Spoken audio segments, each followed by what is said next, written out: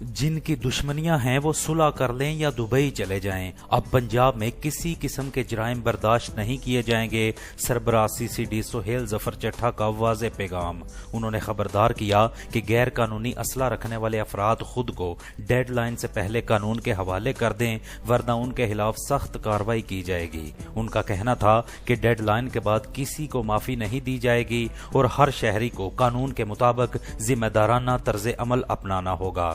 مزید کہا کہ جن شہریوں کا کوئی کرائم ریکارڈ نہیں وہ لائسنس یافتہ اسلحہ رکھ سکتے ہیں، تاہم کسی کو بھی اسلحے کی نمائش کی اجازت نہیں ہوگی۔ اس موقع پر IG پنجاب ڈاکٹر عثمان انور نے بتایا کہ آج سے پنجاب کے 27 اضلاع میں سیف سٹی پروگرام کا باضابطہ آغاز کیا جا رہا ہے۔ ان کا کہنا تھا کہ پنجاب میں جرائم کی شرح میں واضح کمی آئی ہے اور اب تک 70% جرائم میں کمی ریکارڈ کی جا چکی ہے۔ ڈاکٹر عثمان انور نے CCD ٹیم کی کارکردگی کو سراہتے ہوئے کہا کہ جدید ٹیکنالوجی اور مربوط حکمت عملی سے صوبے میں امن و امان کی صورتحال بہتر ہو رہی ہے۔ سیف سٹی کے دائرے کو مزید اضلاع تک بڑھایا جائے گا تاکہ شہریوں کو زیادہ محفوظ اور جدید سفری و معاشرتی سہولیات فراہم کی جا سکیں۔